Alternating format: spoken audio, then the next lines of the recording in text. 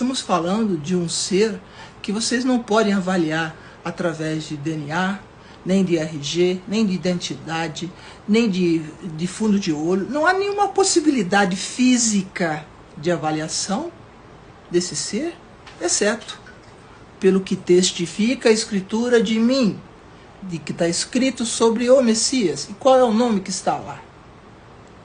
Porque esse nome que está lá, você pode fechar os olhos e repetir que você vai estar falando com esse ser original e verdadeiro. Porque nós estamos falando, hoje, pleno século XXI, de um mundo invisível, espiritual e invisível.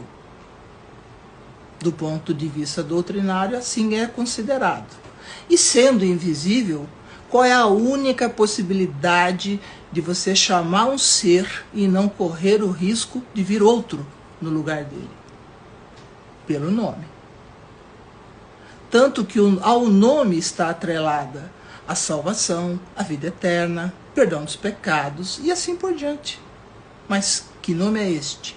É essa a nossa intenção de mostrar para vocês em hebraico, na Bíblia hebraica hoje existente, que de acordo com a pesquisa e avaliação dos manuscritos do Mar Morto, corresponde a 97% de fidelidade ao que foi encontrado nesses manuscritos.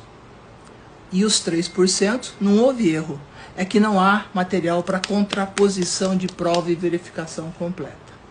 O que se pressupõe, porque 97% está correto, os outros 3 também estarão. O que acontece? Nós estamos falando de Bíblia? Não. Bíblia é uma coleção de livros. Nós estamos falando de um texto específico, que é o texto hebraico. Nós não estamos falando do texto grego da Septuaginta. E nós não estamos falando das outras traduções que surgiram depois. Então, em hebraico, você precisa e deve fazer algumas verificações para entender exatamente o que é isto.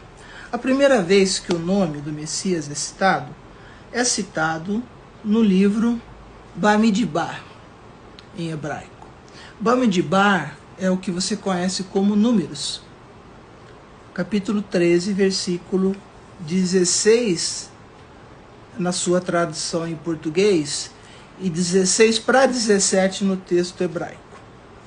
A segunda vez que aparece o nome do Messias é citada no livro de Josué. É a segunda vez, mas dentro do livro são citadas 7 vezes esse nome. Uma delas, que vai se repetir em Zacarias 6:11, diz respeito ao renovo, que é a identificação testificada dele na Escritura do renovo, da semente. Eu não preciso entrar em detalhes, que eu tenho certeza que você compreendeu essa parte. Então, quando é a terceira vez? Nós vamos encontrar no livro de 1 Samuel, capítulo 6, versículo 14. E pela quarta vez, no livro de Hagai, que para você é Ageu, capítulo 1, versículo 1. Quinta vez que aparece no livro Zocariarro, traduzido como Zacarias. Veja que não é igual, a mesma coisa, nem a pronúncia é igual quando você faz a tradução para o idioma português, para outros idiomas também não é igual. Zacarias, capítulo 3, verso 1. A sexta vez que esse nome é repetido, Zacarias, capítulo 3, versículo 3. E a sétima vez, Zacarias, capítulo 6, versículo 11. Então, se nós contássemos o nome do livro que foi traduzido como Josué, e olha que não foi traduzido como Jesus, o nome do Messias hebraico, ele possui 5 consoantes hebraicas: Yod, Rei, Vav, Shin, Ain. Yod, Rei, Vav, Shin, Ain. 5 letras. 5 consoantes do Aleph Bet. Aleph Bet, para quem não sabe, é o nome do alfabeto hebraico. Então, quando isso acontece, os tradutores, quando fizeram as suas traduções e trouxeram para o idioma português as 5 consoantes, no texto do Antigo Testamento, que é um texto baseado no texto hebraico, eles repetiram o nome que tem 5 consoantes em Josué. Já trocaram. A letra J nunca existiu no texto, no alfabeto hebraico, e pasme, também nem no grego e nem no latim. Ok? Então, para ficar bem claro essa questão que envolve um assunto importantíssimo, que é a questão do nome e a transmissão do nome do Messias, verifiquem essas passagens que eu passei para vocês, tá? E verifiquem também que são 5 consoantes e não 3.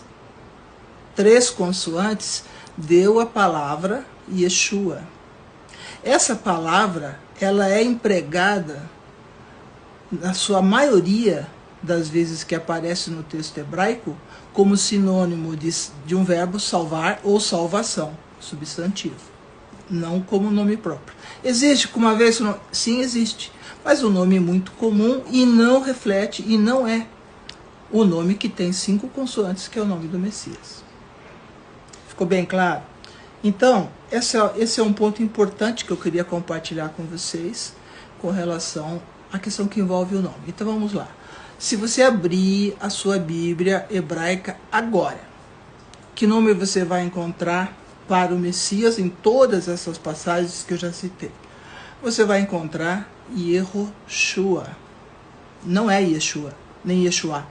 Yehoshua, que tem o Yod, tem um som de 2 pinguinhos que são maçoréticos, que dá o som de E, a letra Rei, que vai ter o som de Yeho, a letra Shin, Shu, a letra Ain, A, Yehoshua. Esse é o nome que está escrito agora na Bíblia hebraica. Abre qualquer uma, eu tenho 5 aqui em hebraico, mas vocês podem conferir e devem. As amigas que eu dei de presente a Bíblia hebraica, agora é a hora de conferir. E ao mesmo tempo que você faz essa conferência, você vai chegar à conclusão que esse nome, Yehoshua, veio para o português, veio para o inglês antes como Joshua, e veio para o português como Josué. Então, toda vez que o nome do Messias é citado no Antigo Testamento, é assim. Mas você vai me dizer, mas por que no Novo Testamento está diferente? Porque no Novo Testamento não veio tradução a partir do hebraico, porque não existe. Existe grego. Entendeu? E em grego já é um nome traduzido, que é Iosus, que tem um significado de substantivo de salvação. Mas é uma característica interessante que o próprio Messias fala sobre o nome dele. Ele fala assim: guardei-os no teu nome, o nome que tu me deste, o nome que ele também possui. Qual é a diferença do nome do pai para o nome do filho? Uma diferença